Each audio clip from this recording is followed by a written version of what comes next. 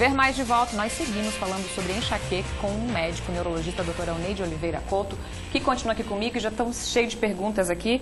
Vou logo fazendo uma pergunta de telespectador, doutora Alneide. Boa tarde, sou Raimunda de Xanxerê. Às vezes sinto forte dor de cabeça e quando isso acontece, passo 3 ou 4 dias sentindo. Isso pode ser enxaqueca? É uma dor apenas de um lado. Muito bem, depende da periodicidade que ela tem essa dor, né? Se ela identifica isso como um padrão, muito provavelmente ela tem isso de forma recorrente, né? Aí se ela tem essa condição, como eu disse anteriormente, mais que 2 a 3 vezes por mês, ela tem indicação de tratamento preventivo ou profilático, né? Às vezes também o indivíduo, no caso a mulher, ela pode ter mais de um tipo de enxaqueca. Como eu falei anteriormente...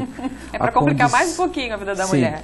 Então, você pode ter a enxaqueca comum ou com aura, como ela está colocando.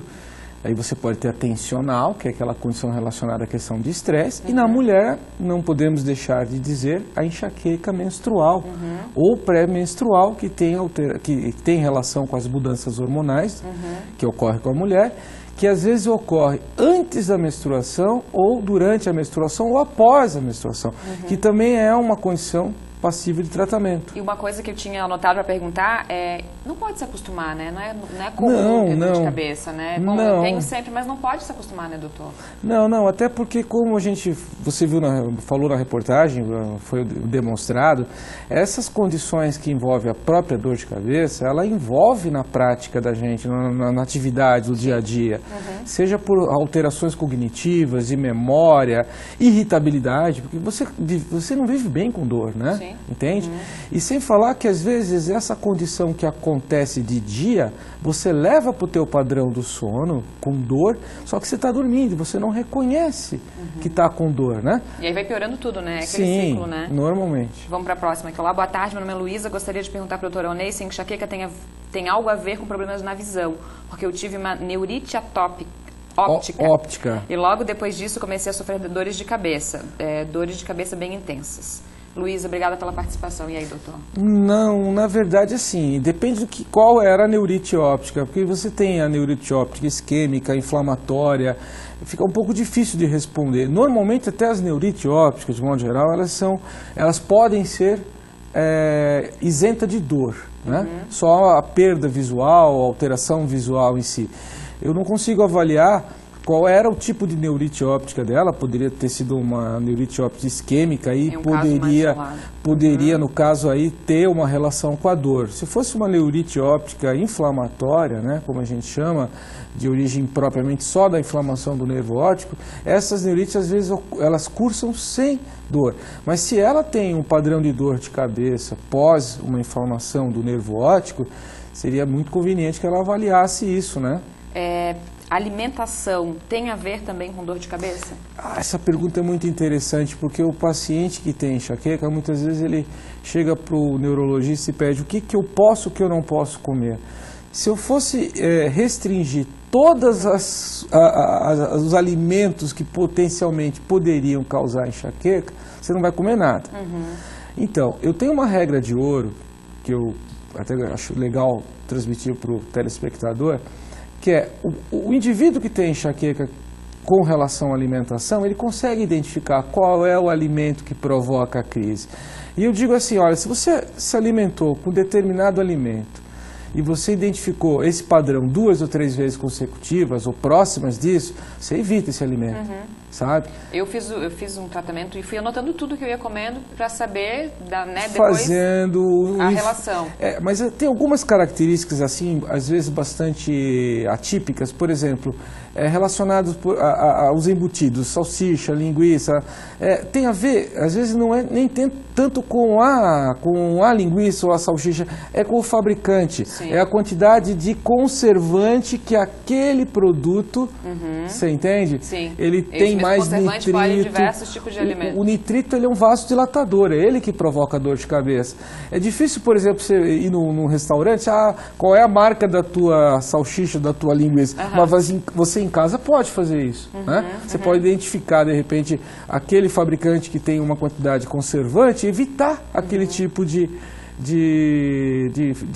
fabricante, né? Uma outra coisa que tem a isodamavir, Mafissone, que está perguntando, eu também me identifico, esses dias eu até postei na minha rede social, porque barulho e cheiro. Cheiro me causa muita enxaqueca. Isso é verdade, ela diz aqui, tenho muita enxaqueca, a luz e barulhos me incomoda muito, e vômitos. Não sei a causa, mas ela disse aqui, luz e barulhos. Na verdade, a questão são os fatores de gatilho, né? Por exemplo, para luminosidade, existem padrões que você não deve expor, ou usar lente de contato, ou usar óculos com algum tipo de... a gente chama hoje, eu não quero fazer propaganda, mas eles têm um sistema de bloqueio, um filtro para a luz azul, entende? Que determina uma menor amplitude desses raios que são mais nocivos, né? Quanto ao barulho, uma dica que a gente dá janela anti-ruído. Isso até ajuda no sono, sabe? Quer dizer, é difícil às vezes você estar na rua, de repente uma buzina, alguma coisa diferente, pode ser um fator de gatilho. Mas, muito provavelmente, outros fatores de gatilhos ocultos podem estar acontecendo simultaneamente. Do cheiro você eu já identifica... ouvi que, para mim funciona, se eu tenho cheiro, às vezes produtos de limpeza, eu já saio daquele lugar com cheiro café. Aí, café, o pó do café, o pó do café já melhora. A dor de cabeça continua, mas não tão forte. Doutor, para a gente encerrar, né, porque tem muitas perguntas aqui, o senhor falou muito no começo ali que é importante, né? Tratamento preventivo, é isso que tem que fazer, não adianta ficar tomando remédio para curar a dor na hora. Existem uma série de novas modalidades de tratamento, que não vai dar para a gente falar, mas assim, por exemplo, hoje...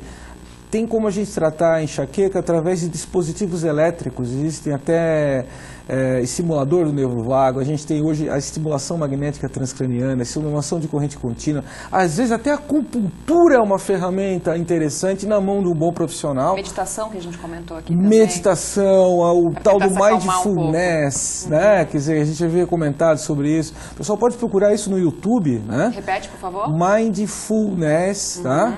Português no YouTube, é uma ferramenta muito interessante que ajuda a melhorar sono, ansiedade e até enxaqueca. Tá certo, então, gente, peço desculpas, tem muitas perguntas aqui, mas todas, né, um pouquinho parecidas com as outras. Eu agradeço a participação de todo mundo. Hoje, além do dia do professor, eu fiquei sabendo agora que é dia do neurologista também, é isso, doutor? É verdade. Olha só, parabéns. Muito obrigado obrigado pela ajuda de sempre, por participar com a gente, ótimo. né? Um beijo aí para todos os neurologistas também, para todos os professores. Então, se você tem dúvidas e alguma outra doença que você queira, com o neurologista, com qualquer outra especialidade médica, vai mandando para a gente. A sua participação sempre é muito importante para a gente fazer um Ver Mais cada vez melhor. Então, por hoje, a gente fica por aqui. Agradeço a participação de todo mundo. Desejo mais uma vez um excelente dia para os professores aí. Um beijo no coração de cada um. O Ver Mais volta amanhã. Desejo também uma excelente semana para todo mundo. Fique sempre com a gente durante toda essa semana. Até amanhã.